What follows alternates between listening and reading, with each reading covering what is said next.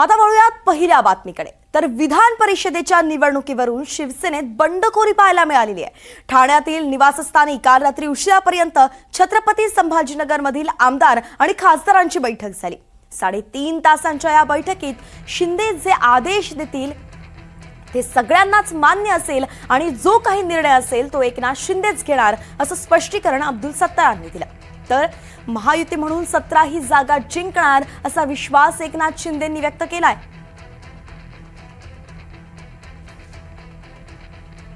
आणि एकत्र बसून त्याच्यावर पण तोडगा निघेल, कारण शेवटी महायुतीने आम्ही 17 जागा लढवतोय, 17 जागा महायुतीत जिंकणार आहे।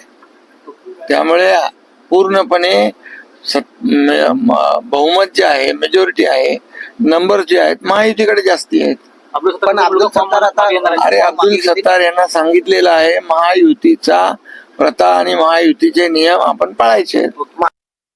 तर अब्दुल सत्तार आज मुख्यमंत्र्यांना भेटणार आहेत। अर्ज मागे घ्यायचा की नाही त्याचा अंतिम निर्णय शिंदेंचा असेल असंही ते म्हणाले।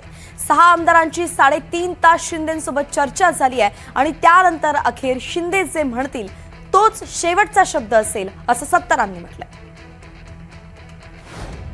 लक्षात ठेवा, आमचे नेते आदरणीय सन्माननीय उपमुख्यमंत्री एकनाथरावजी शिंदे साहेब आहेत आणि शिंदे साहेब जे बोलले ते अंतिम राहील। सीएम साहेबांशीही भेटायचं, त्यांच्याशी भेट होईल आणि अंतिम निर्णय पक्षाच्या आदेशाप्रमाणे होईल।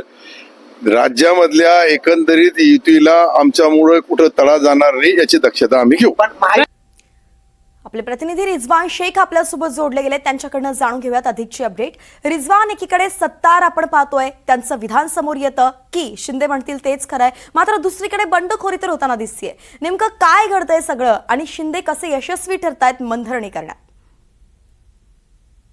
काल ज्या पद्धतीने अब्दुल सत्तार यांनी थेट ठाणे गाठलेले आहे त्याच्यामुळे कुठेतरी अब्दुल सत्तार यांच्या मनधरणा करण्यामध्ये एकनाथ शिंदे यांना जो आहे तो यश प्राप्त होताना दिसून येत। काल मध्यरात्री जे आहे ते ठाण्यातील महापौर निवास या ठिकाणी जी आहे ती संभाजीनगर येथील 6 आमदार आणि 1 खासदार त्यांच्याबरोबर जे आहे ते एकनाथ शिंदे यांनी 3.5 तास जी आहे ती बैठक घेतली होती। खरं तर या बैठकीमध्ये ज्या पद्धतीने अब्दुल सत्तार गेल्या अनेक दिवसापासून जे ते नाराज होते ते बंडखोरीच्या त्यांनी इशारा देखील दिला। खरं तर संभाजीनगरमध्ये जागा शिवसेनेला मिळावी अशी देखील त्यांनी आग्रह धरले होते, परंतु भाजप हा सर्वात मोठा पक्ष आहे महाराष्ट्रामध्ये असंही देखील अब्दुल सत्तार यांनी बोलून दाखवलेलं आहे। त्यामुळे सर्वात छोटा पक्ष म्हणजे तो राष्ट्रवादी काँग्रेस पार्टी, अजित पवार गट आहे आणि त्यामुळे दुसरा नंबरचा कुठला पक्ष असेल तो शिवसेना आहे। त्यामुळे ही जागा खरं तर शिवसेनेला भेटावी अशी देखील त्यांनी आग्रह, परंतु काल ज्या पद्धतीने ठाण्यामध्ये बैठक पार पडल्यानंतर कुठेतरी एकनाथ शिंदे यांनी चांगल्याच पद्धतीने जे आहे ते अब्दुल सत्तार यांची मनधरणा केलेली आणि त्यामुळे आज जे आहे ते एकनाथ शिंदे यांनी स्वतः जे आहे ते राज्याचे मुख्यमंत्री देवेंद्र फडणवीस यांच्या बरोबर जे आहे ते अब्दुल सत्तार यांची मीटिंग करून देण्याचं त्यांना आश्वासन दिलंय आणि आज मुंबईमध्ये बैठक जी आहे ती पार पडणार आहे। खरं तर अब्दुल सत्तार जे आहे ते एक मोठा चेहरा जो आहे तो अल्पसंख्याकांचा मानला जातो आणि त्यामुळे ज्यावेळी त्यांना विचारण्यात आली की ज्यावेळी तुमचे अंबादास दानवे यांच्या बरोबर गळाभेट झाली त्यावेळी त्यांनी सांगितलं की आम्ही अल्पसंख्याक आहोत आणि आम्ही अनेक लोकांना जे आहे ते गळाभेट करत असतो, परंतु कुठेतरी स्पष्टपणे अंबादास दानवे आणि त्यांच्यामध्ये जी चर्चा झालेली आहे ते उघडपणे सांगण्यामध्ये कुठेतरी टाळाटाळ करत असताना आपल्याला हे अब्दुल सत्तार दिसून आहे। त्यामुळे काल ज्या पद्धतीने ठाण्यामध्ये बैठक पार पडलेली आहे यामध्ये उद्या जो आहे तो शेवटचा दिवस आहे फॉर्म मागे घेण्याचा।